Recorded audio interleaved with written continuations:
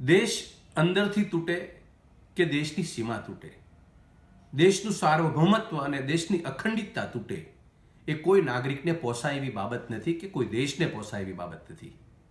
સરદાર સાહેબ એવું કહેતા કે દેશની સીમા તૂટશે તો એનો વિકલ્પ છે, પણ દેશ અંદરથી તૂટશે એનો વિકલ્પ આ દેશ પાસે નહીં હોય. ચિંતા ઉપજાવે એવા શબ્દો આજે આપણને યાદ કરીએ તો આપણને ચોક્કસ લાગે કે કંઈ ને કઈ રીતે દેશ અંદરથી પણ તૂટી રહ્યો છે અને દેશની સીમા પણ તૂટી રહી છે. આના માટે એક જવાબદાર નાગરિક તરીકે, એક જાગૃત નાગરિક તરીકે આપણી સૌની ફરજ છે કે આપણે આ દિશામાં વિચારવું જોઈએ.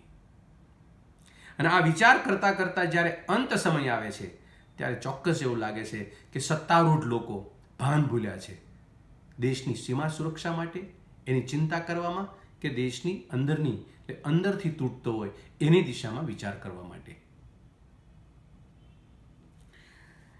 સામાન્ય રીતે કેવું હોય છે કે દેશની કનેક્ટિવિટી, દેશ દાખલા તરીકે રોડથી કનેક્ટ હોય, દેશ રેલવેથી કનેક્ટ હોય, દેશ એરલાઇન્સથી કનેક્ટ હોય, દેશ સીમા અને દરિયાઈ સુરક્ષાથી કનેક્ટ હોય, દેશ વર્ચ્યુઅલ એટલે કે મોબાઈલ, ટેલિફોન કે નેટથી કનેક્ટ હોય.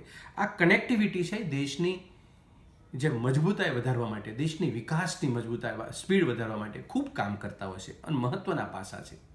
અને દુનિયાના કોઈ પણ દેશો હોય એ મજબૂત બન્યા છે, એ ચાહે આર્થિક રીતે મજબૂત બન્યા હોય, ચાહે સુરક્ષાની બાબતમાં મજબૂત બન્યા હોય, કે ચાહે દેશની આંતરિક વ્યવસ્થાની બાબતમાં, વહીવટની બાબતમાં મજબૂત બન્યા હોય, તો એના 5 કારણો આ કનેક્ટિવિટીના જવાબદાર છે.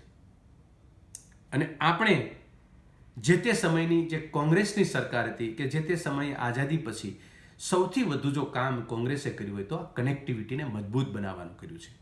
અને એને ભાગ લઈ આજે 5 વર્ષ કે 6 વર્ષને બાદ કરતા દેશ હંમેશા દિવસે ને દિવસે કનેક્ટ થતો હતો, કનેક્ટિવિટીમાં મજબૂત થતો આવતો હતો. અને એક એવા સમયે દેશ પહોંચ્યો હતો 2014 સુધીની અંદર કે દેશ વિકાસશીલ દેશો હતા, જે ડેવલપમેન્ટ કન્ટ્રી હતા, જે પ્રગતિશીલ કન્ટ્રી હતા, એની હરોળે આપણો દેશ પહોંચ્યો છે. આ અત્યારે છેલ્લા 6 વર્ષની અંદર એની મજબૂતાઈ વધી કે એની મજબૂતાઈ કનેક્ટિવિટીની ઘટી? આ ટૂંકો સવાલ મારા મિત્રોને અને મને સાંભળનાર લોકોને છે. કોઈ પણ રાજકીય પરપેક્ષની અંદર કોઈના ફોલોઅર બન્યા વગર તમે શાંતિથી એટલું વિચારશો, તમને એનો જવાબ મળશે કે આપણી કનેક્ટિવિટીઓ લૂઝ પડી છે, નબળી થતી જાય છે આ સરકારને કારણે. આ વાસ્તવિકતા છે. તમે માનો ન માનો, આંખ બંધ કરી દો તો આ સ્વીકારવું પડશે. હું તમને એક નાનો એવો દાખલો આપું કે મારા ભાવનગરની અંદર 5 પ્રકારની કનેક્ટિવિટી જે હતી એ આઝાદી સમય પછીથી કોંગ્રેસની સરકારે જે ડેવલપ કરી હતી એ આજે 5 કનેક્ટિવિટી આજે લૂઝ થઈ છે.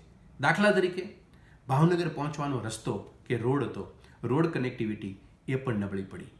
રેલ કનેક્ટિવિટી નબળી પડી. પોર્ટ કનેક્ટિવિટી નબળી પડી, પોર્ટ બંધ કરી દીધું. એરપોર્ટ કનેક્ટિવિટી બંધ જેવી હાલતમાં ચાલે છે. વર્ચ્યુઅલ કનેક્ટિવિટી, ટેલિફોન, મોબાઈલ અને નેટ કમ્પ્લીટલી કોંગ્રેસની દેન છે, એ પણ આજે નબળી પડતી જાય છે. કહેવાનો મતલબ એ કે આ કનેક્ટિવિટી આપણી સાથે સીધી જોડાયેલી બાબતો જે હતી, જે માધ્યમો હતા, જે સંસ્થાઓ કામ કરતી હતી કનેક્ટિવિટીના લઈને, એ સરકારી હતી, સરકારી મિશનરીઓએ ડેવલપ કરી હતી. આ સરકારને એવું શું ગણિત સમજાતું છે ખબર નહીં, આ તમામ કનેક્ટિવિટી એ પ્રાઇવેટ ધોરણે ખાનગી સંચાલકોને હાથમાં આપતી જાય છે દિવસે ને દિવસે. આપને હું દાખલા સાથે સમજાવું. રોડ કનેક્ટિવિટીની વાત છોડી દો, એ સામાન્ય રીતે તો અડધું ફરધું તો એમની હાથમાં છે, પણ રેલ કનેક્ટિવિટી હમણાં થોડાક દિવસ પહેલાં નિર્ણય લીધો 150 પાટાઓ એને ખાનગી ધોરણે આપવા. એના પછી એરપોર્ટ કનેક્ટિવિટી. એરપોર્ટની અંદર અમદાવાદ, ગૌહાટી, લખનઉ, જયપુર, બેંગ્લોર અને તિરુવનંતપુરમ, આ તમામ એરપોર્ટ ખાનગી ધોરણે ઓલરેડી આપી ચૂક્યા છે. અને પછી આવનારા સમયની અંદર બીજા 6 પાઇપલાઇનમાં છે, એ પણ અપાઈ જશે. ભુવનેશ્વર, અમૃતસર, વારાણસી, ઇન્દોર, રાયપુર, ત્રિચી, આ એરપોર્ટ પણ અપાવવા જઈ રહ્યા છે. એની સાથે સાથે પોર્ટ કનેક્ટિવિટી. દેશના 11 પોર્ટ એક જ કંપનીને હવાલે કરવા માટે જઈ રહી છે સરકાર. એટલે આ દેશની જે મુખ્ય જે કનેક્ટિવિટી, જે સરકારી સ્ત્રોત હતો, એમાંથી બહાર કાઢીને ખાનગીકરણ આપવામાં આવી રહ્યું છે. મને તમને આ સવાલ થવો જોઈએ કે સરકારમાં આટલા શક્તિશાળી લોકો, પૂર્ણ બહુમતમાં બેઠેલી સરકાર આ વહીવટ કેમ નથી કરી શકતી?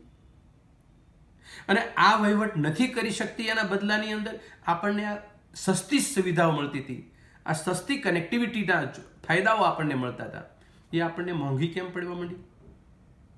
શેના માટે આ લોકો આવું ધંધો કરે છે? પોતાની જાતને અને આપણી સરકારને 50-60 વર્ષ સુધી ચાલનારી સરકારનું જે તંત્ર હતું એને ખોખલું કરવા માટે કોણ જવાબદાર છે? એને અંડર એસ્ટિમેટ મૂકવા માટે કોણ જવાબદાર છે? આ તંત્રને નબળું પાડવા માટે કોણ જવાબદાર છે? આપણે સૌ જવાબદાર છીએ.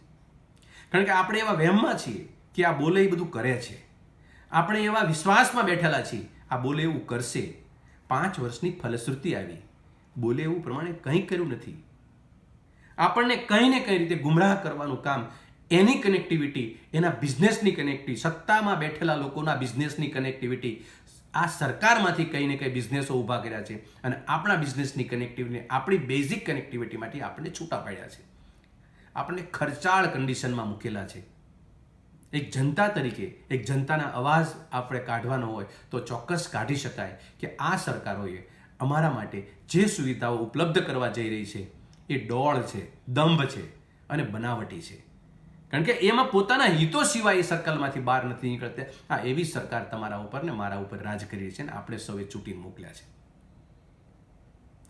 મારી આ આખા બાબતમાં કહેવાનો મતલબ, સરદાર સાહેબે જે વાત કરી હતી, દેશ અંદરથી તૂટશે તો પણ પોસાય એમ નથી, દેશ બહારની સીમા સુરક્ષાથી તૂટશે તો પણ પોસાય એમ નથી. કારણ કે એ એના અભ્યાસના અંતે બોલેલા કે સદીઓ સુધી આ દેશ ગુલામીની જંજીરોમાં રહ્યો છે, સદીઓ સુધી. અને આઝાદીના ફળ આપણને જે ચાખવા મળ્યા છે એ કંઈ ને કંઈ એ વખતના લોકોની દૂરંદર્શિતા, માં બોમ માટે કામ કરવાની એમની સાહસ અને કંઈ ને કંઈ મરી ફીટવા માટે દેશ માટે એની તમન્ના આપણને સૌને આ વાતાવરણમાં આપણને મૂક્યા છે.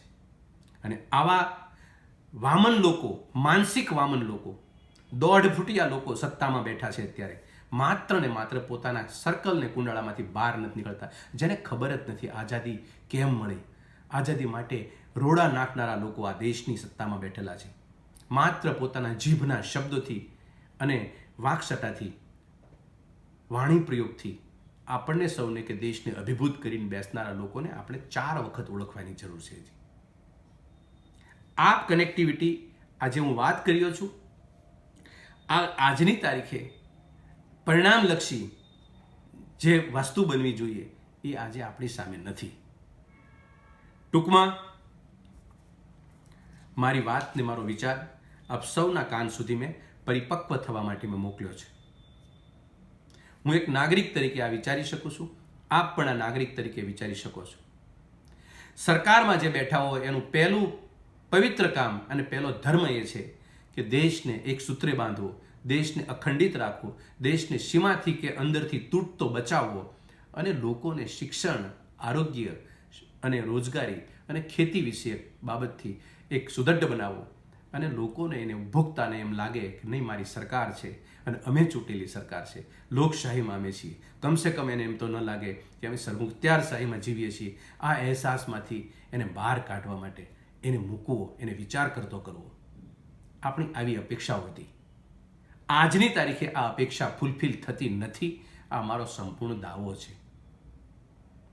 હું મારા મિત્રોને, મને સાંભળનાર લોકોને આ વાતને વારંવાર પ્રેરું છું કે આ વાતને મેચ્યોરિટી કરો અને નશ્યત કરો આવા લોકોને કે જે લોકો આપણને બોલ્યા પછી એની વાતને વળગીને ચાલતા નથી, વહીવટ કરતા નથી. એવા લોકોને સત્તામાંથી બહાર કાઢવા જોઈએ. સમય આવી ગયો છે આ વિચારવાનો. આપ સૌનો ખૂબ ખૂબ આભાર. ધન્યવાદ.